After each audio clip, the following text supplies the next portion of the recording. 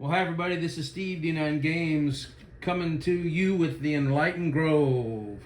D9 on the nines. This is August 2026, Volume 1, Issue 5. I'm going to start off with the status. So I have a meeting today with somebody who's going to help us with our book to get this thing in either a hardback or softback form. We're not 100% sure yet which way we want to go, but it's going to be the official first edition of the Enlightened book. Of course, we are still on itch, and if you go to d9-games.itch.io, you could pick up the first edition, and I recommend you get it'll say first edition for $10.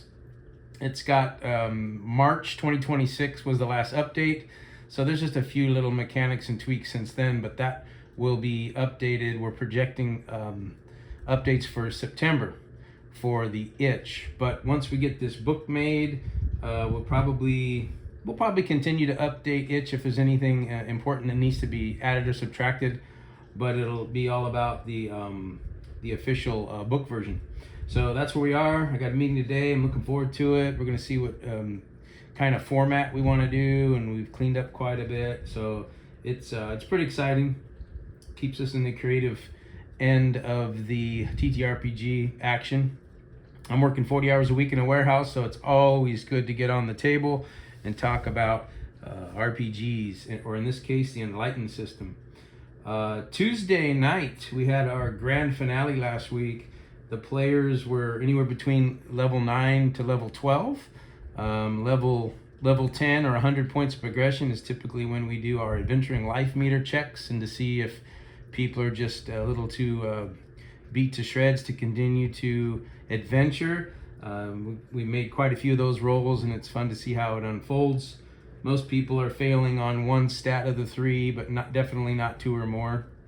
So they had a grand finale in the Albion Twilight of Fae setting. It's 47 AD in the fall, and they took all of their allies, which were some races and then quite a few factions, and they went in and went head to head. And there's another video I have that explained how that went down a little bit more, but it was a final kind of Lord of the Rings style battle at the castle in Londinium. So that was the grand finale on Tuesday. What I did at the end of it is I went around the table one time to all 6 players, and everybody was there. It was awesome. I had an absolute blast. It was cool. I went around the table asking everybody how they rode off into the sunset, if you will. So kind of went around the table. Everyone had a chance to say what their retirement plans were, which is awesome, because then it gave me 6 NPCs for future gameplay, because I started this in 300 BC and now it's 47 AD, and anything I do in the future in this setting, Albion, Twilight of Fae, Great Britain area, I'll be able to use those NPCs. So pretty cool stuff. So we did that, went around the horn, high fives, and out the door. So that Tuesday group, we're going to be doing some odd games, some one-shots, some board games, and different things until somebody wants to run in the future. Jim's doing a D&D 0 campaign right now, so we're going to see how that goes, and we're pretty excited to do something different and to see how something else works. But I will be hardcore building and still campaigning with the Enlightened system. So Wednesday, our younger group, they're about level 5-6 by now. And what was cool about their campaign is they're running in the exact same time period.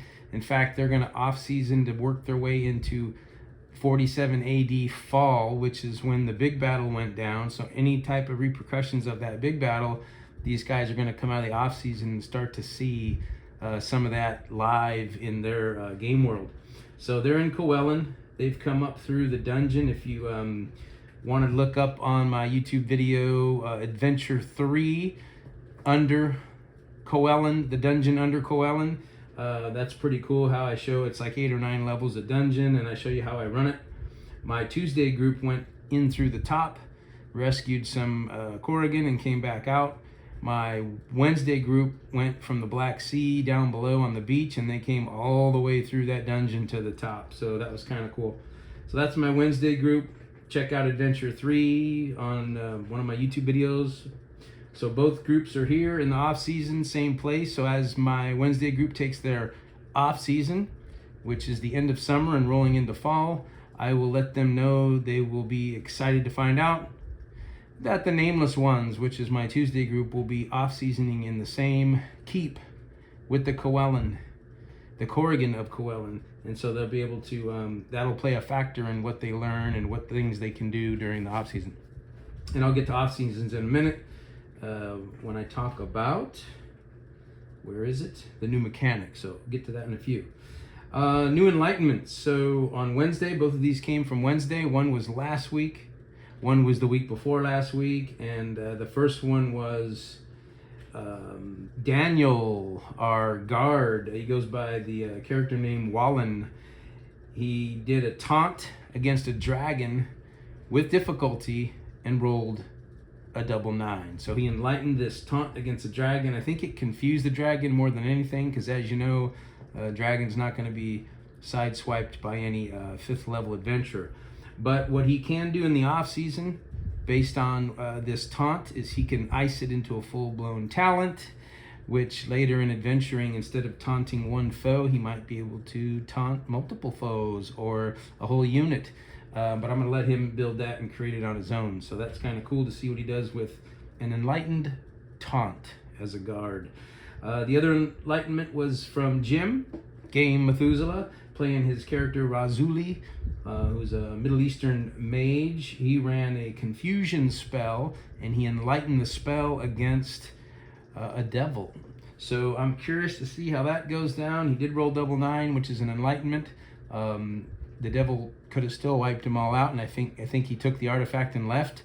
But in the off season, if Jim wants to spend a couple of segments of his off season, he can enlighten his confusion spell. What he does with that, I have no idea. I'm excited to find out, because as you know, custom design is paramount in the Enlightened system.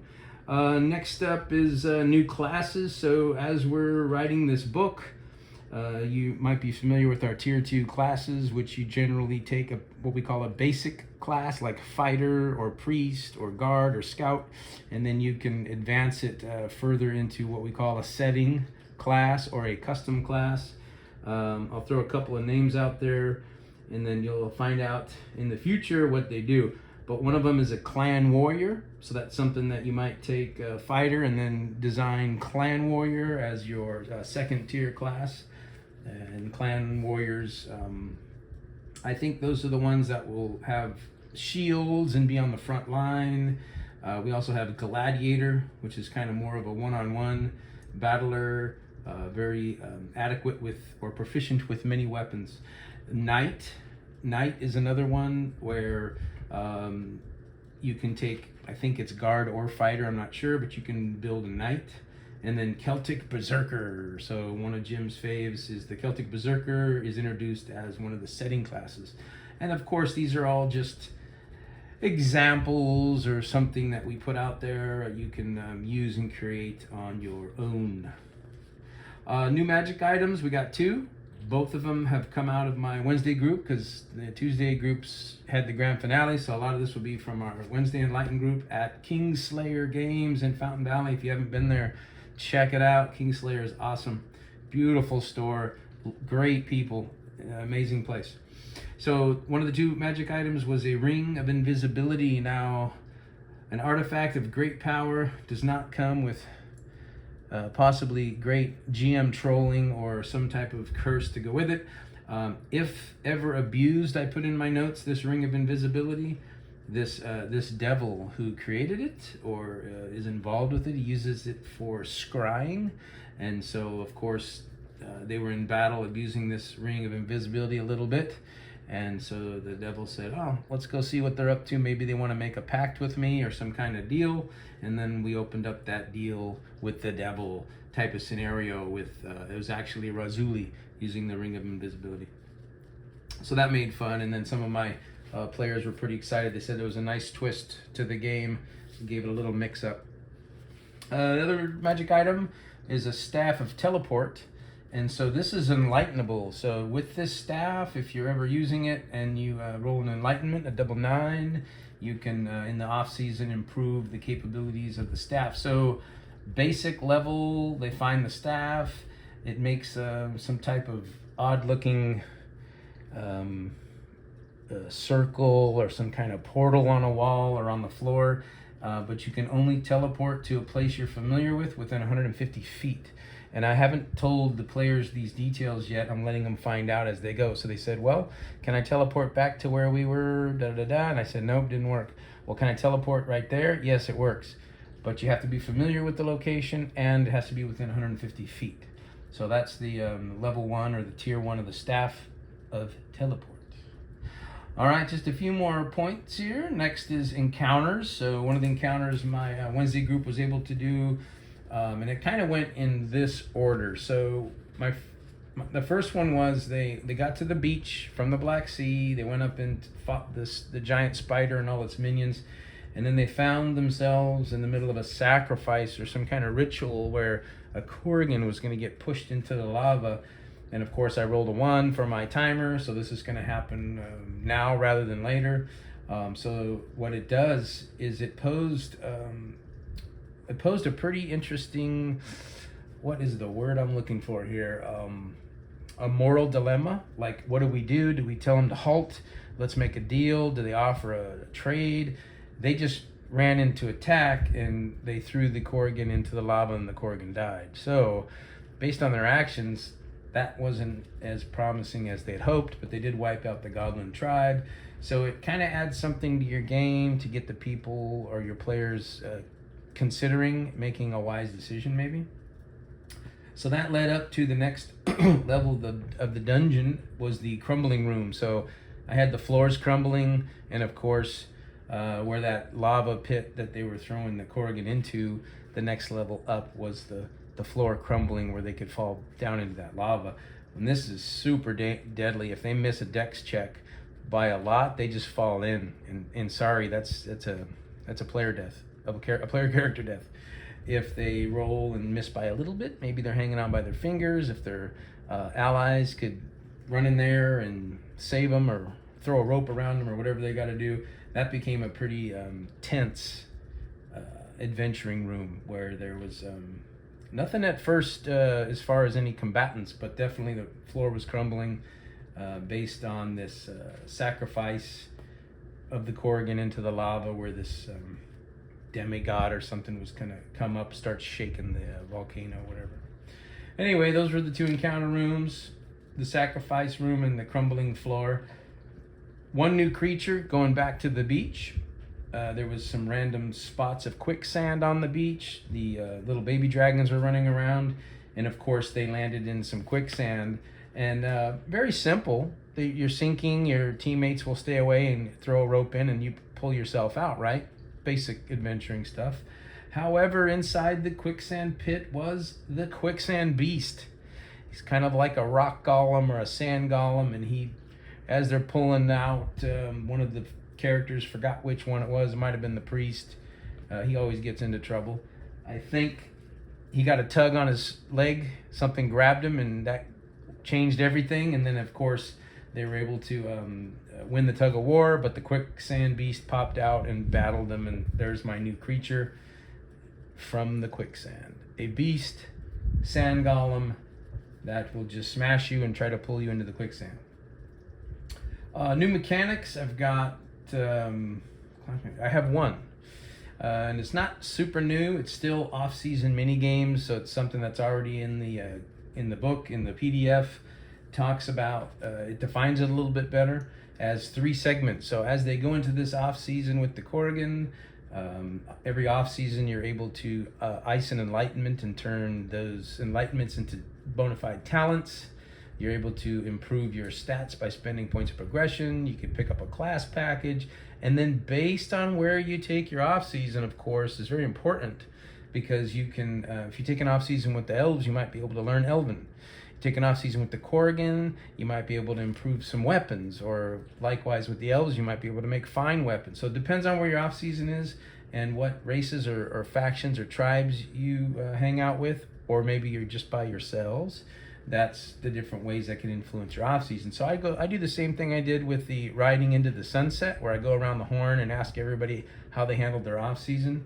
The mechanic, though, don't want to beat around the bush, but the mechanic is there's 3 segments per off season. So you go into an off season and you have 3 segments, or 3, I don't want to say weeks or months, because it really isn't that. But if you finish a season with your off season and there's only like a couple months left, you break that into 3 parts. If you are picking up a new class with your points of progression, let's say you're a fighter and you're picking up knight or whatever, that takes 2 segments of your off season. So you could spend 1 segment of your off season improving stats, and you could spend the other 2 of 3 picking up a class package. The other thing you do in the off season that requires 2 segments, and these are really the only 2 things that require 2 segments, unless somebody's creative and comes up with a good case for something else being awesome and needing 2 segments, is if you ice an enlightenment. So like I mentioned before, Jim enlightened a confusion spell, and Daniel enlightened a taunt. So if they want to make those bona fide talents in the off season, it's going to cost them 2 of the 3 segments of their off season. So you basically just break it up into 3 parts. I call them segments. And if you're taking a class package or enlightening a talent, that requires 2 pieces. Everything else you can do in the off season only requires 1 segment. So if you're not enlightening or picking up a class package, you basically can do 3 things. You can improve stats, you can learn a new skill, you can learn a language, you can work with this race or faction you're hanging out with, and there's anything else that you might want to do in the off season only takes 1 segment. Now, of course, as a game master, you can call at the table, hey, you know what, that's pretty heavy duty, what you're trying to do. I'm going to say it requires you 2 segments of your off season. So that's it. The last is the hot topics. So I've been seeing some people chit-chatting about modules and how they handle modules, and my take on that. And then the other hot topic is the death mechanic. So I'll talk about modules real quick. They're okay for fueling creative thoughts and maybe boosting your creativity, but I'm not a big fan. It's kind of a crutch, I think, in most cases to run a module.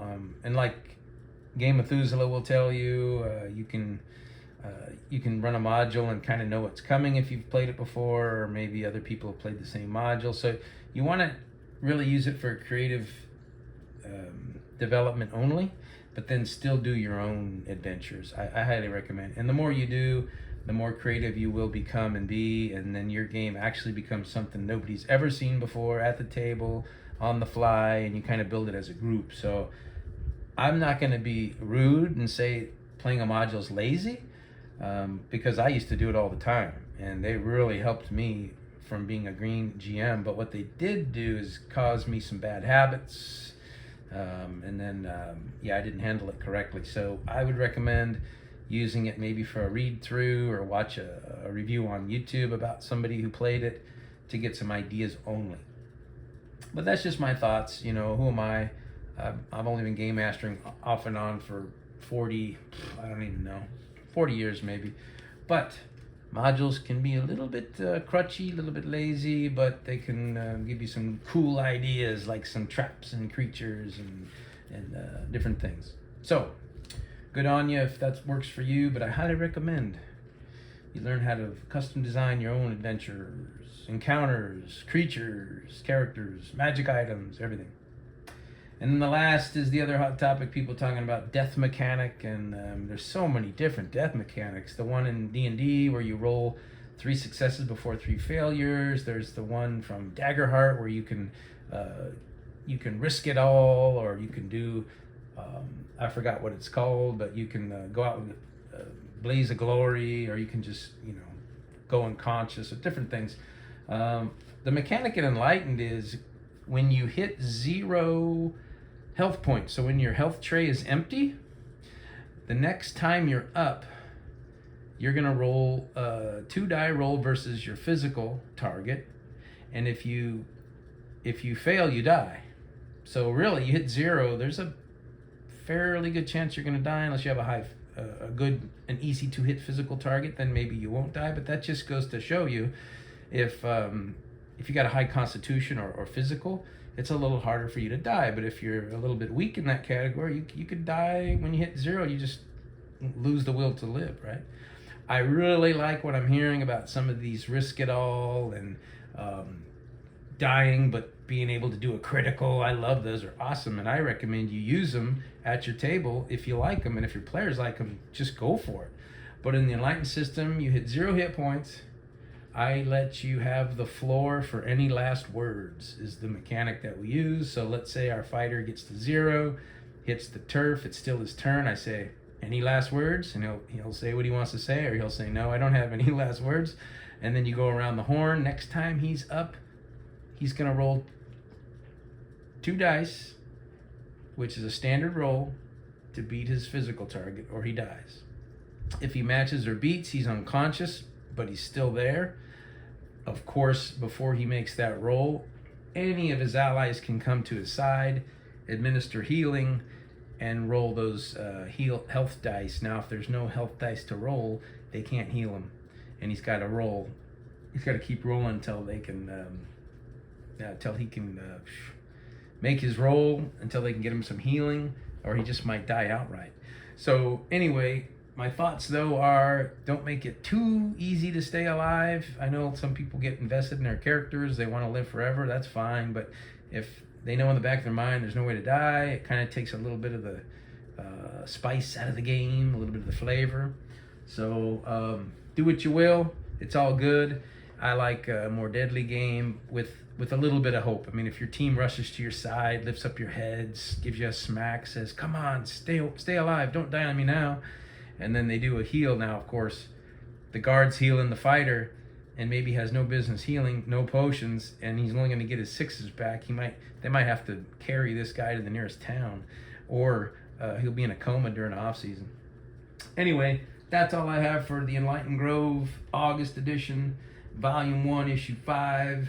I hope everyone has a great day, a great week, and great gaming. Until next time, peace.